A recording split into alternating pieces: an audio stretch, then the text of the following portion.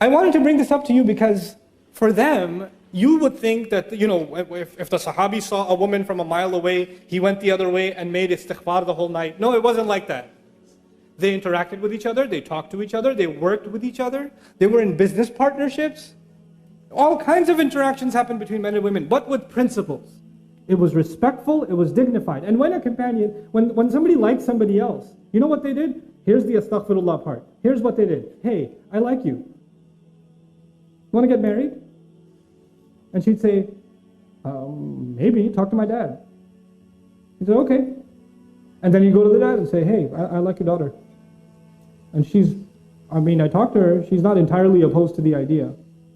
Is it cool? And he says, let me talk to my daughter. How this happens today is you go to a girl, respectfully, hey, we worked together for 3 years. Would you consider marrying me? And she's like, And maybe she says, please don't talk to my dad, he'll kill me. Because if you talk to my dad, he'll say, this is why you go to work? This is why we sent you to uni? Listen, those of you that are fathers, that have daughters, you sent your daughters to university. You brought your daughters to this country. You made them live here. You took them outside in society. You made that decision. And when somebody a Muslim likes them, that's a good thing. How are they going to get married sitting at home? Who's going to like them? So when somebody approaches them in a respectful way, you should not say, oh my God, the day has come, astaghfirullah. Ye din bhi dekhne the, oh, tawbah, tawbah. What a humiliation. Now we have to go take you back into Bangladesh and hide you in a village somewhere because some guy likes you. Astaghfirullah, and there's somebody's doing ruqya on her, and calm down. It's okay. Somebody likes your daughter, that's a good thing. Now you go and investigate, find out. It's completely fine. The only rishta mentioned in the Quran, the only approach mentioned in the Quran is that of Musa alayhi salam in Madian. He was by himself, Musa was by himself. And these girls were by themselves working outside. And he went up to them and helped them out. And the girl said, he's kind of nice. And she went back to her dad and said, hire him. Which means, come on, dad. And that happened. And the girl said, I like the guy. That's actually what happened in the story of Musa. Musa didn't propose, the girl proposed. And the father can't propose unless he has the approval of his daughter. So it's okay for your girls to say, Dad, there's this guy, this brother at the MSA, yeah? He's a Thursday halakah. It's really good, you should come. Your daughter's telling you something. It's okay, go attend the halakah. It's okay, find out. Don't complicate this. There's nothing indignified about that. Don't go date a girl now. And don't take, Ustad Nouman gave a lecture, I'm going to take you out to dinner. No. Not that either. But can you have respectful interaction with someone you're interested in for marriage? Absolutely. Absolutely. Nothing wrong with that. Can you take your time to understand each other's likes and dislikes? Yes, it's fine. Respectful courtship is okay. With parental guidance, in dignified fashion, there's nothing wrong with it. So what happens is we have two extremes. We have people that are more conservative than the Sahaba. And then we have people that are more liberal than liberals. Okay? And Islam is right in between. It's a natural way. It's a completely natural way. Okay? And so this is something that I thought it's important to mention for families and for yourself. Talk to your daughters. Ask if they like someone. Don't create between fathers and daughters, there should be open communication. They should not be terrified to tell you that they're interested in somebody. Don't force them to marry someone they don't want to. Don't force your daughters and tell them, if you don't marry this one, who's going to come and marry you? And we already said yes to them.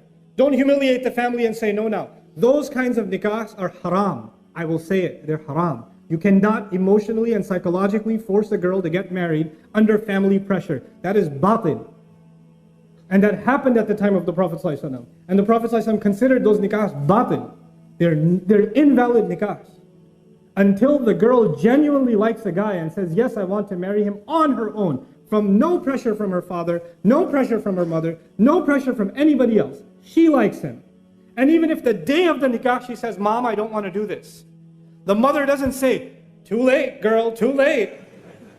We've got the hall, they're all, look, what are people going to... No, if the girl says, I don't want to do this, then no, stop. Allah gave her that right. You cannot take it away. You're burying them alive. This is the new way of burying women alive, by the way. Back then, they used to take the baby girl and bury her right then. Now we bury them at the day of the nikah. This is what we do. This needs to stop. Let them marry who they want, if they're a dignified Muslim. And because now you're living in a different society, you won't find someone from the same village. It's okay. You know, Musa alayhi salam is an Arab. Musa is an Arab. Or actually not an Arab. He's from Israelite. And he married an Arab. He went and married in Madian, didn't he? So many Arabs say, we only marry Arab. Really? Musa alayhi salam was actually from Israel. What's up with that? You know? It's all good. So it's a time now, it's a strange time that we live in, and actually the only thing that can save us is the basic principles of our deen, and making the path to marriage easy is actually one of the greatest battles against shaitan. When we make the path to marriage difficult, when you have 28, 30, I'm not going to do other questions, forget it, let's just talk about this. What am I going to do? We're going to have 35-year-old boys not married. What do you think, they were doing tahajjud for 35 years? What planet do you live on? They didn't do anything haram.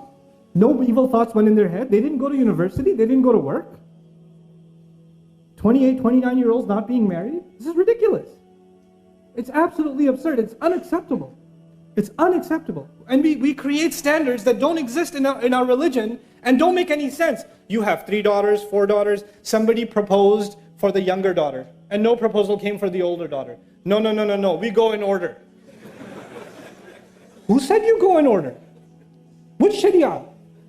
If there's a good blessing that came to your home for whichever age, why would you deny it? What will people say? What will Allah say when you explain yourself to Him and say, I deprived my daughter of a good nikah because it wasn't in order? What will you say to Allah? You tell me that. What are you going to do? Ridiculous. This nonsense needs to stop. Marriage needs to be made easy. And the guy's side, because Hindu tradition says the guy is the gift. So the girl's side has to give him gifts.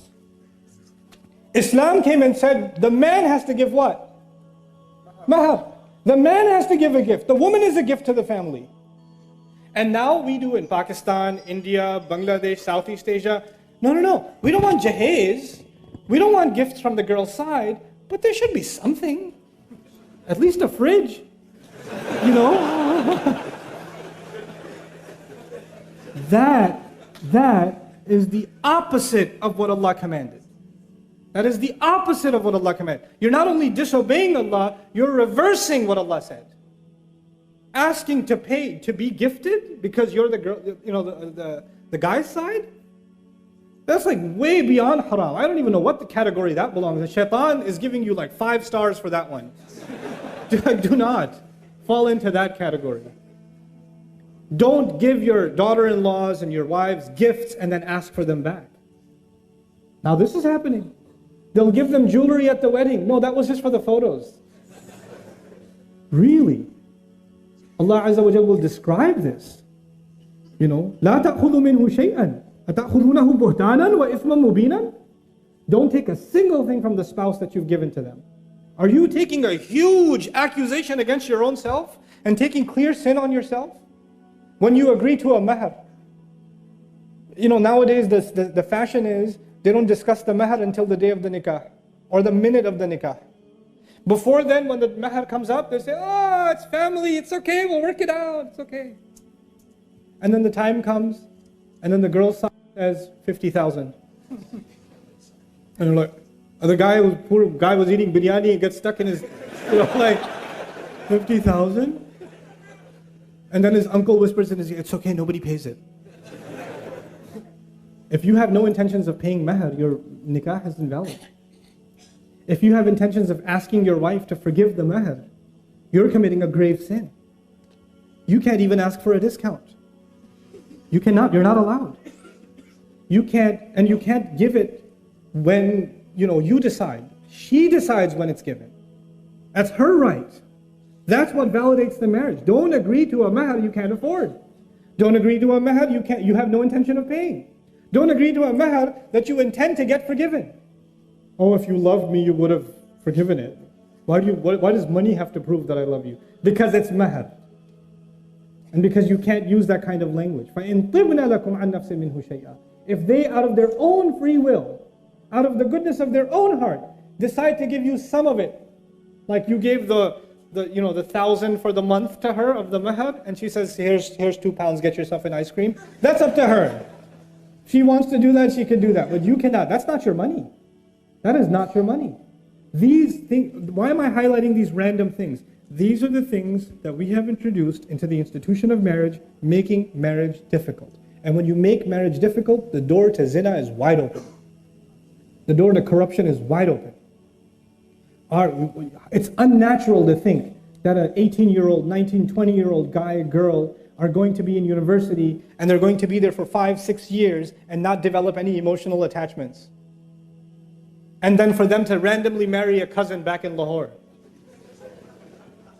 That's not going to happen. And if it does happen, it's a form of oppression because she's emotionally attached to somebody else, and no man wants to be with a woman who's emotionally attached to somebody else, or vice versa. It's oppression. Sometimes you're denying a nikah only because it wasn't you. You didn't come up with it. The guy says, I like the girl. No, you will marry who we say. Why? Who said? It's a mistake. I don't like it. I don't like that girl. That's not your problem. That's his problem. He's an adult now. Let him make that mistake. If it's a horrible mistake, so be it. But Allah gave those young men and women the right to pick who they want. Parents can give advice, yes. But when you try to control what your children are doing, it will only lead to disaster. It will only lead to disaster. I'm not giving license to 12-year-olds and 14-year-olds to say, well, it's not no that I can marry whoever I want. No. I'm talking about mature adults. I mean, I've met young women that are 25, 26-year-old, accomplished in their careers, pharmacists, physicians, you name it, and they like somebody and they want to marry them. Family says no. That is absolutely dhulm. Nothing else can describe it. That is dhulm. If a woman says she wants to marry someone and he's a Muslim, there's no reason for you to stop it. You have no right as a family to stop it. This is wrong of you to do. You're abusing a right that Allah gave you. Abusing it. It should not happen. And for young men, the last bit of advice is for young men, become men. Earn a living. Be dignified. Don't offer like dates for mahar. The Sahaba used to give, what other thing are you a Sahabi? Other than the Kit Kat you want to give for mahar. You know. No. Be dignified. You know, earn a decent living for yourself.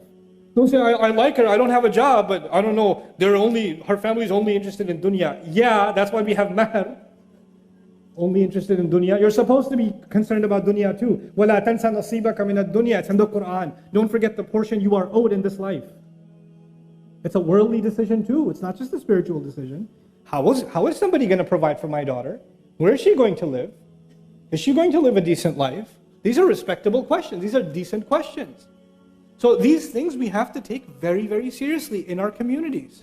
And when it comes to the subject of marriage, I didn't talk today about what happens after marriage, because there's a whole set of dhulm we do after marriage. That for another time. I'll yell at you another time. But right now, let's just fix the institution itself. Let's make marriage easy for our young people, especially the ones that are ready and capable. You know, مَنِ اسْتَطَاعَ مِنْكُمُ الْبَاءَةَ فَلْيَتَزَوَّجْ. Whoever among you is capable, let them get married.